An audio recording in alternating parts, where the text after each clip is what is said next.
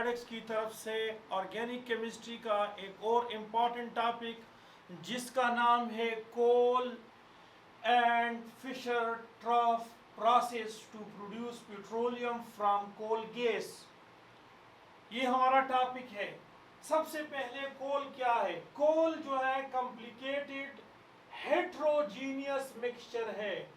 ये याद रखिए, कोल का कोई फार्मूला नहीं होता है, इसलिए कि ये मिक्सचर है, ये कंपाउंड नहीं है। और ये याद रखिए, ये होमोजीनियस मिक्सचर नहीं है, हेट्रोजीनियस मिक्सचर है। हेट्रोजीनियस मिक्सचर के जो मिक्सचर होता है वो यूनिफॉर्मली डिस्ट्रीब्यूट नहीं होता है। और ये याद रखिए, इसको सेडिमेंट्री रॉक भी कहते हैं, जिसमें के हमारे पास carbon, hydrogen, nitrogen, phosphorus, sulphur include है, शामिल है। और ये मुख्तलिफ फॉर्म्स में मौजूद होता है। ये डिपेंड करता है डिफरेंट कन्वर्जन स्टेजेस। ये इसके मुख्तलिफ कन्वर्जन स्टेजेस होते हैं। सबसे पहले million year ago under favourable climate condition, मौसमी हालात बहुत जबरदस्त थे। क्या हुआ कि ह्यूज प्लांट और एनिमल मौजूद थे, जिस तरह के डायनासोर हैं वो मौजूद थे, प्लांट, बड़े बड़े प्लांट थे। अचानक जियोलॉजिकल एक्शन यानी ज़िलज़ले आने लगे, तूफान आने लगे। क्या हुआ कि ऑर्गेनिज्म का डीके हो गया, और ऑर्गेनिज्म का अगर डीके हो गया तो इसके ऊपर माइक्रोबायल एक्शन, बैक्टीरिया ने अमल किया, और बैक्टीरिया ने उस ऑर्गेनिज्म को डिकम्पोज किया, जिससे कि फासल या फ्रिक्शन प्रोड्यूस हो गया। तो अगर हमारे पास गैस फासल है तो वो नेचुरल गैस है, अगर लिक्विड फ्रिक्शन या फासल है तो पेट्रोलियम है, अगर सॉलिड फासल है या फ्रिक्शन है तो वो हमारे पास क्या है? ये कोल है। अब याद रखिए, कोल किस तरह से प्रोड्यूस होता है। सबसे पहले प्लांट की जो है डिके होती है जियोलॉजिकल एक्शन की वजह से, इससे पीट बन जाता है। और पीट याद रखें, ये ब्राउन इन कलर होता है, ये सॉफ्ट होता है, स्पंजी होता है, यानी पोरस होता है, स्पंजी लाइक होता है। और इसमें 60% कार्बन बाय मास के लिहाज से इसमें 60% कार्बन होता है। इस तरह से ये decomposition, partial decomposition of bacteria से बनता है। बैक्टीरिया जो है, बैक्टीरिया इसको पार्शियली डिकम्पोज करता है। अब फर्दर अगर पीट पार्शियली डिकम्पोज हो जाए बैक्टीरिया की वजह से, तो वो लिग्नाइट में कन्वर्ट होता है, और इसमें आपके पास ये ब्राउनिश होता है, ये ब्राउनिश होता है, ये सॉफ्ट भी होता है लेकिन स्पंजी नहीं होता है, पोरसाइट नहीं होता है। इसमें 62% कार्बन होता है बाय मास। इसके अलावा पार्शियल डिकम्पोजिशन ऑफ बैक्टीरिया से आपके पास सब विटामिनस बन जाता है, और सब विटामिनस में हमारे पास 79% ऑफ कार्बन होता है बाय मास, और ये आपके पास ब्लैक इन कलर होता है और सॉलिड होता है। इसके बाद विटामिनस होता है, vitamins partial decomposition of bacteria की वजह से बनता है। लेकिन यहाँ याद रखिए, यहाँ जब ये बनता है, ये भी कोल है, ये भी कोल है, ये सारे कोल के टाइप्स है। ये हाई टेम्परेचर पे होता है, याद रखिए, हाई टेम्परेचर पे होता है और हाई प्रेशर पे होता है। ये जब अंडरग्राउंड होते हैं तो प्रेशर बढ़ जाता है, टेम्परेचर बढ़ जाता है, तो ये विटामिनस में कन्वर्ट होता है।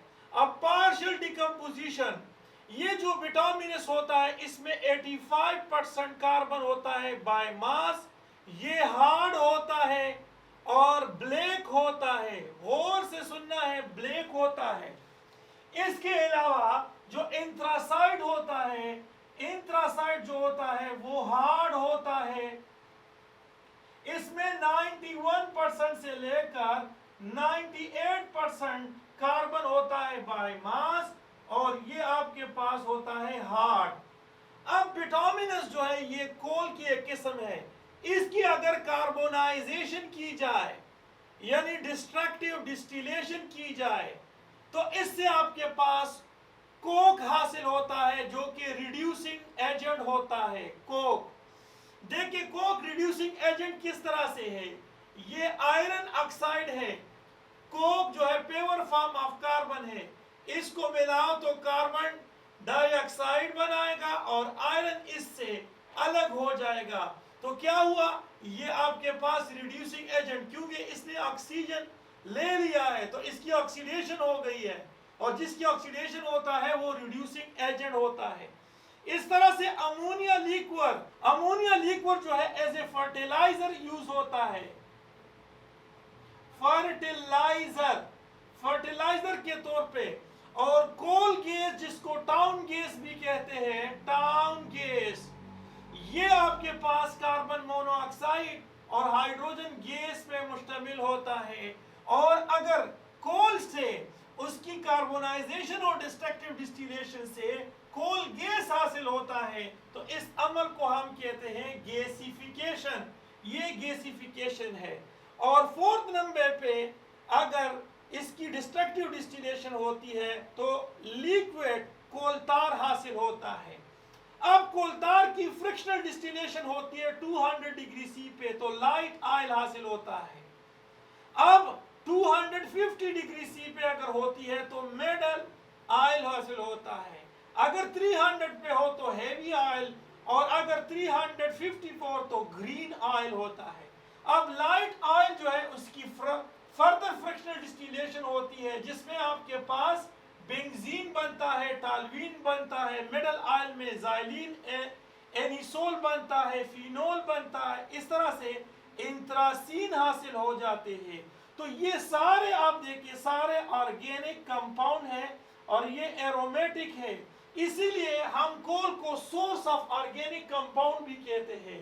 ये सोर्स है, सोर्स ऑफ ऑर्गेनिक कंपाउंड, ये कोल सोर्स ऑफ ऑर्गेनिक कंपाउंड है। यहां पर ऑर्गेनिक कंपाउंड हासिल हो गया। अब हम इस कोल से हम या कोल गैस से हम पेट्रोलियम किस तरह से बनाते हैं, तो फिशर ट्रॉप प्रोसेस। फिशर ट्रॉप प्रोसेस में क्या होता है कि कार्बन मोनोऑक्साइड और हाइड्रोजन, इसकी क्या होती है, इसकी हाइड्रोजिनोलाइसिस होती है। यानी ये नंबर ऑफ स्टेप्स पे ये प्रोसेस होता है। यानी हाइड्रोजिनोलाइसिस से मुराद है कि बहुत सारे हमारे पास क्या होते हैं कि बहुत सारे कार्बन्स इस तरह से आपस में बन जाते हैं, टू चेन होते हैं इन द प्रेजेंस ऑफ हाइड्रोजन, इसको हम कहते हैं हाइड्रोजिनोलाइसिस। तो फिशर ट्रॉप प्रोसेस में ये वाला फार्मूला हम लागू करते हैं यहाँ पर, ये वाला, और इससे ये अल्केन बनता है। और अल्केन जितने भी है, अल्केन है, साइक्लोअल्केन है, ये सारे पेट्रोलियम है।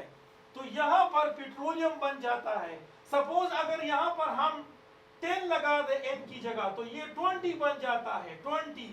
20 आपके पास और एक इसके साथ 21, तो यहाँ पर हाइड्रोजन बन जाता है।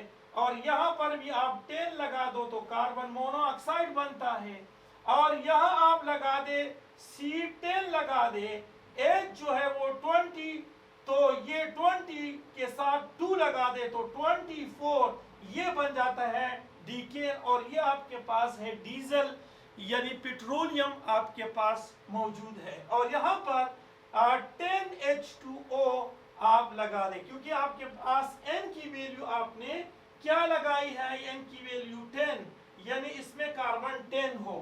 तो अब याद रखिए ये कब होता है फिशर ट्रॉप प्रोसेस, जब टेम्परेचर आपके पास 150 से लेकर 300 डिग्री सी तक हो, और in the presence of transition element फिनिको यानी आयरन, कोबाल्ट, निकल और रोडियम, अगर ये ट्रांजिशन एलिमेंट मौजूद हो तो ये प्रोसेस नंबर ऑफ स्टेप्स में होता है और इसको हाइड्रोजिनोलाइसिस कहते हैं। हाइड्रोजन की मौजूदगी में कार्बन बहुत सारे आपस में इंटरचेंज यानी आपस में उसकी केटिनेशन होती है और एज ए रिजल्ट हमारे पास जो है अल्केन या पेट्रोल बन जाता है। Okay, thank you for watching this video. अल्लाह हाफिज़।